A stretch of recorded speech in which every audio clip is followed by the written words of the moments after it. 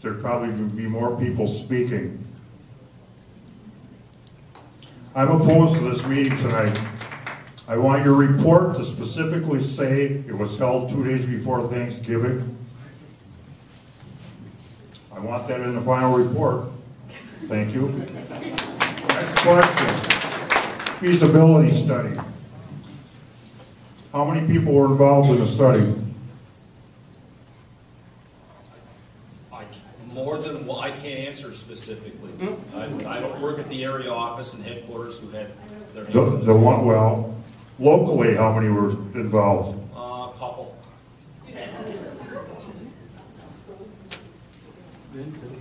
Couple? A lot of departments pulled together and we completed the study. It wasn't 1 or 2 people. It was a group of people that have expertise in the areas. For the couple people, where do they normally work? And where are the positions? The city and the positions. I'm not going to answer that.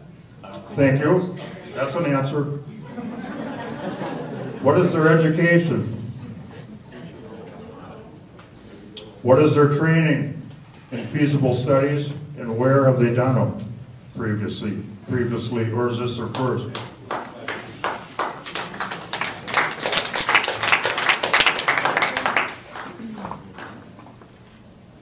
Moving on, I work midnight shift,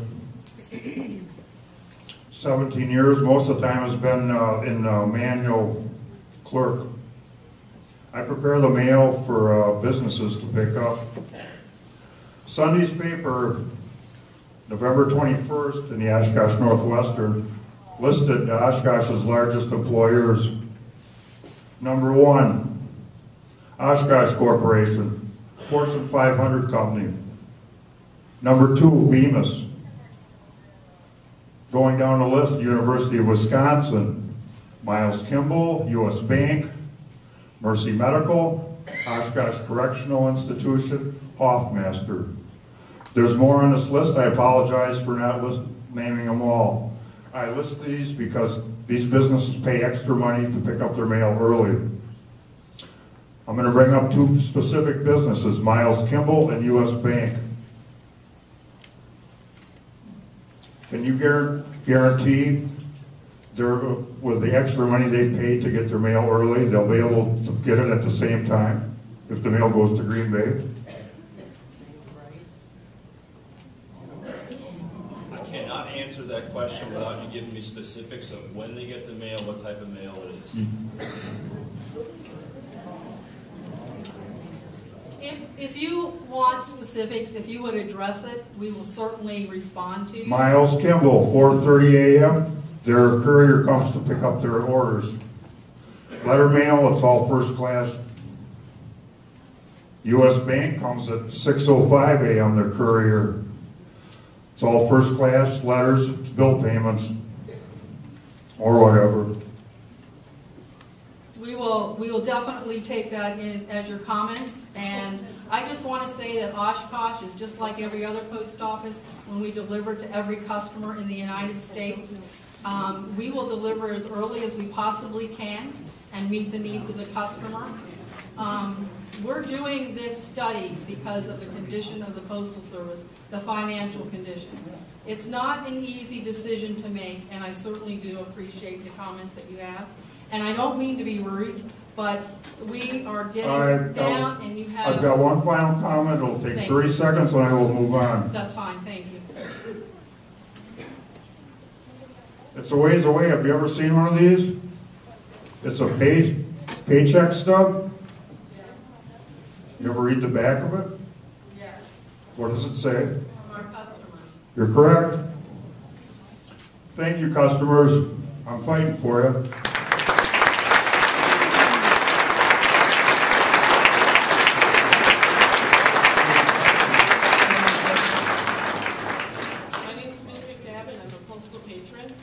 I was wondering if I could use your PowerPoint for a minute. Could you back up some screens? I'd like to make some comments on it. Excuse me? Are you willing to let us use your PowerPoint as part of what I want to talk about? Could you back up some screens?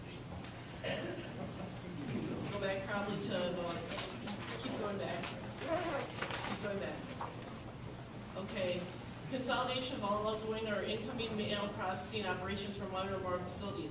In the highlight section of the feasibility study for your business case, it says you're investigating outgoing operations only. Is it not true that you're going to consolidate all of our operations?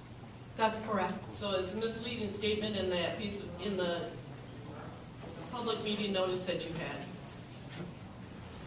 No, AMPs do take. In our public meeting notice, it says it was for outgoing only. It didn't say destinating, so it's misleading to the public. Effective process used for decades to help us adjust to changes. I think it was probably done in bigger offices to make, like Milwaukee. They have two P&DCs. If they consolidated, it wouldn't affect the businesses as much as it would in our more remote areas from Green Bay to Oshkosh. Can you go to the next slide? I'm trying to show everybody how this can be creative. Postal Service faces acute financial crisis. It's not because the postal workers are getting the job done. It's because of extra bonuses given out, including John Potter's $5.5 million retirement package. And we should look at those items. Impacts due to the rise of electronic communications. Postal Service is still vital. Many bulk mailers still use it and count on it for communications. They may choose to go elsewhere if their costs go up. It will be actually a loss to the post office in those cases. And I'd like to make a comment, please. Well, can I finish? Sure. I only have 2 minutes, and I know you want me to keep moving, so. You want to go to the next slide? Can anybody notice that fiscal year 2010 isn't on there? Fiscal year 2010 closed on September 30th. Post office should know the figures for that time, and we expect that it would be actually increased, so that's why they didn't add it on to this chart. Do you want to go to the next slide? Puts the right people in the right places. Somebody said it well early on. We do utilize all our people in both facilities full time. We don't have people standing around waiting for stuff to happen. We're all being used. Our machines are being used. The idea that you can use 6 machines to do the work of 9 is ridiculous. And to say otherwise is the only way you can do is to give up sort bins. What happens when you give up sort bins is that it causes more residual mail that you have to sort in smaller offices down the line. You guys aren't accounting for that cost. It's going to cost you millions. But utilize this equipment efficiently, so that's really not going to be happening because you're going to be sending all the mail to be sorted manually, which costs much more. Reduces overall cost. I have yet to see that. Nobody has seen it because you won't give the figures. Does not affect customer services. That's untrue because you're affecting the bulk mailers, and the 8 that I had documented that talked to me, it's over $80,000 in increased costs. You have over 100 bulk mailers that mail out of Oshkosh. How much would that be? It could be as high as $1 million. But where's the post office's responsibility to track that down? And of course it supports your network plan because your boss has told you to do this. Next slide.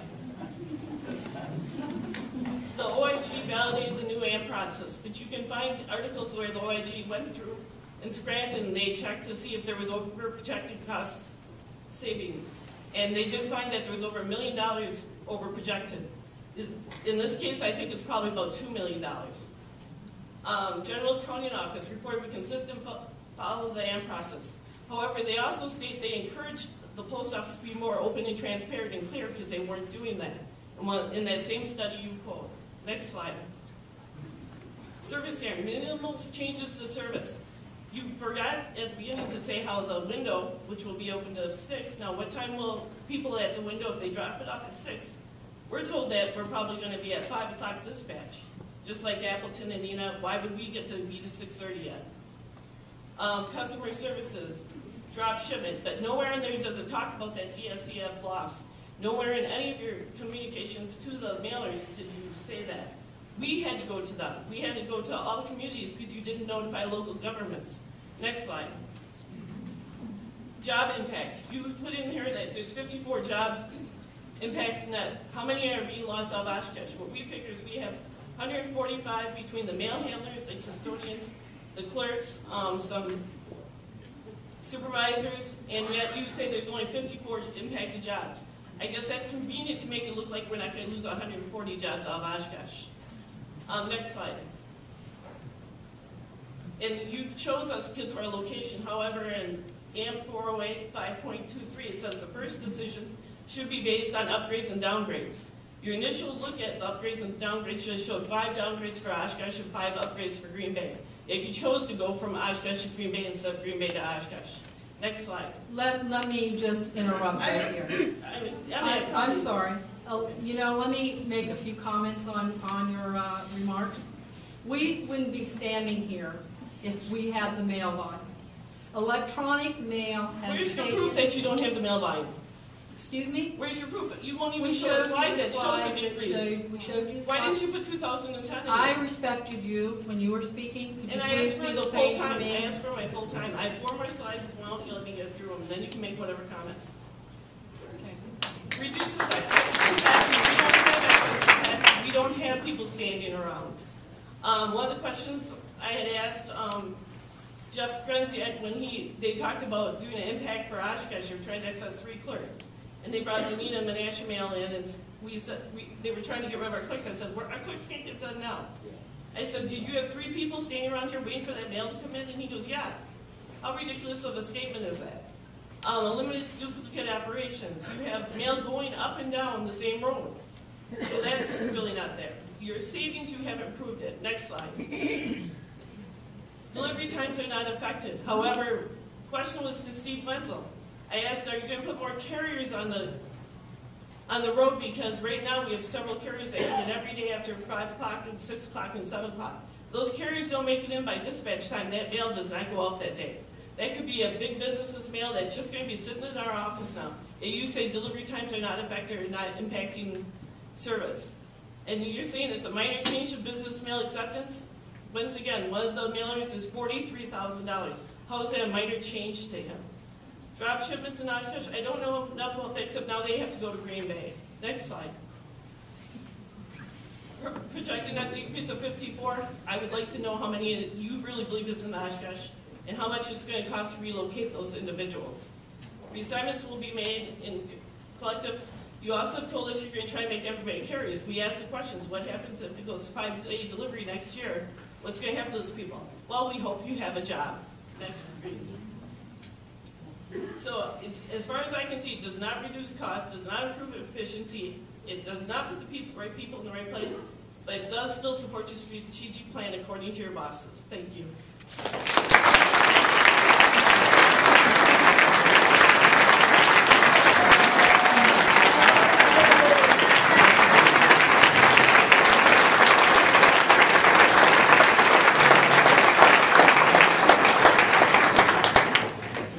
First comment I would like to make is that our bosses did not tell us to do this. We are required to run this company as if it was our own business. And those are the decisions that we are making. If you had your own business, postal employees are the business, we are the business. If you had 2 plants 55 minutes down the road, would you look at consolidating your plants if it was your business? Would you look at it if you could save?